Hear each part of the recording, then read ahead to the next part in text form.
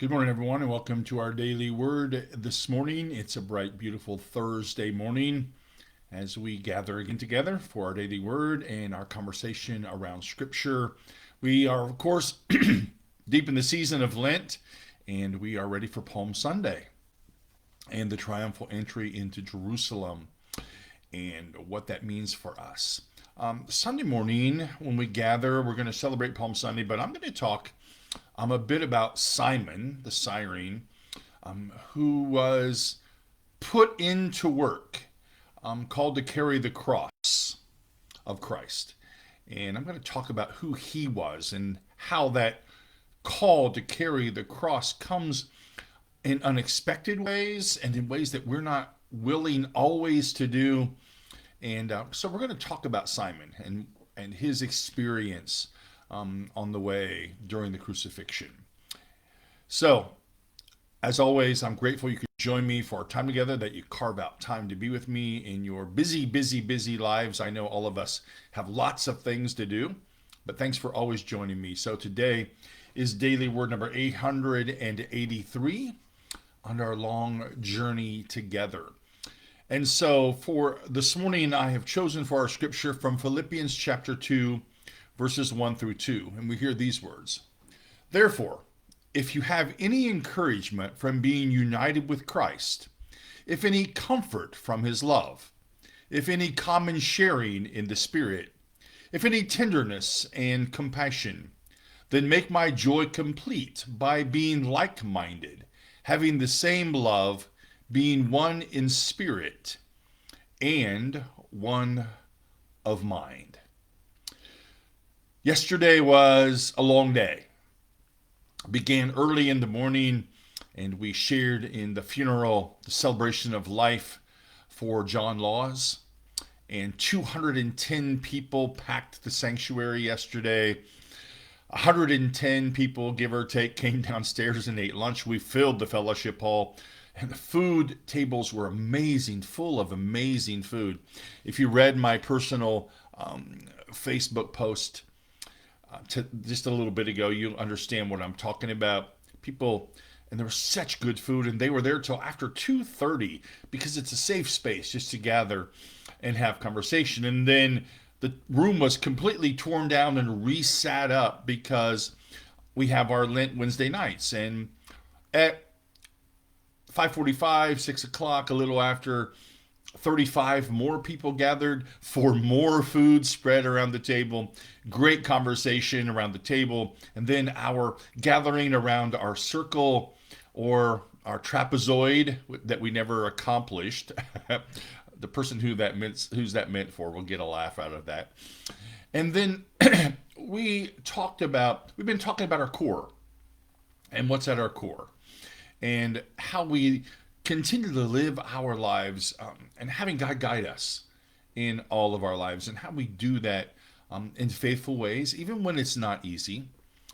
Afterwards, we had a conversation. A few of us stayed for conversation around what it means to gather, what it means to be in church together, what it means to be in this Wednesday night group together, and how it makes such a difference in our lives. And that conversation with 5 or 6 of us, and one person's the very brand newest person. She's came twice to Wednesday night and a couple of times to worship.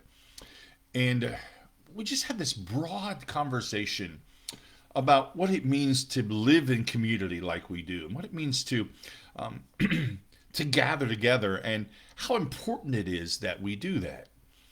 And so I came home thinking about that and the importance of our lives together. You know, I said in my personal Facebook post, the funeral happened and lots and lots of compliments about what we did. But prior to it, you know, ushers got there early, made sure were seated with bulletins and ushered the family in and ushered the family out and lit the candles and made sure everything was right and rang the bells and all those important things that we do.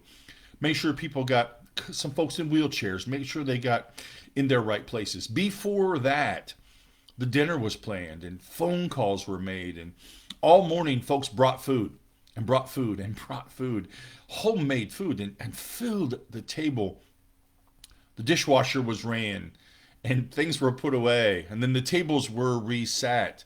And even prior to that, on Sunday, folks went downstairs after worship and sat up every table and every chair that we own. We filled the fellowship hall. This idea of unity, of sharing our lives together, is so valuable and abundant when we do it together. And this scripture for this morning, for me, was such a reminder of what that means for us and how we're called to live our lives together. And I'm trying to find it one more time. If you have any encouragement from being united with Christ, and we have found ourselves united with Christ as we are united together, and the importance of what that means. You know, we often say sometimes, when you feel like you don't want to go to church is when you probably most need to. If you have any comfort from God's love, any common sharing in the Spirit, any tenderness and compassion, then make my joy complete by being like-minded, having the same love, being one in spirit and one in mind. Like-minded doesn't mean we always agree.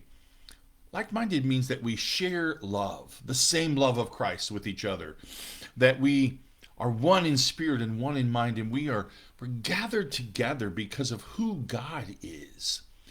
And someone said it last night, you know, because God is so richly in us, you know, and God is more than we can understand. It's this powerful thing that unites us together. And I think in our lives, you know, we need that so desperately, this community of faith.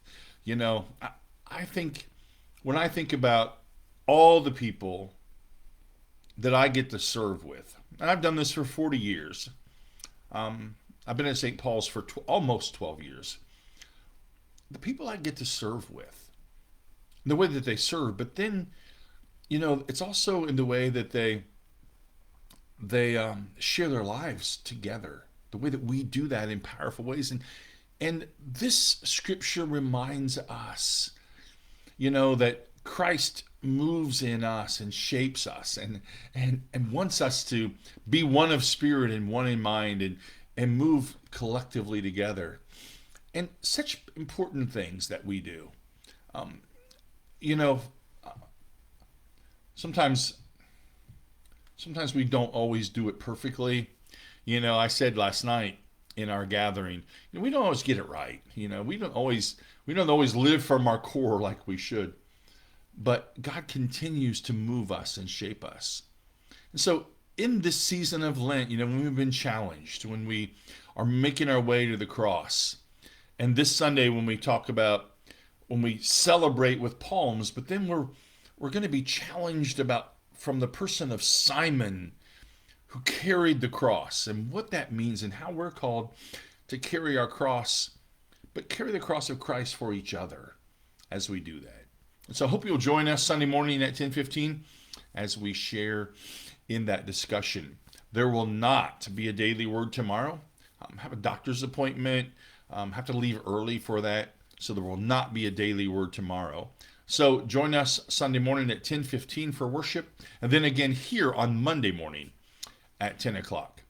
As always, you know how important it is. Know of God's love that surrounds you, and know of my love for you. Have a great day.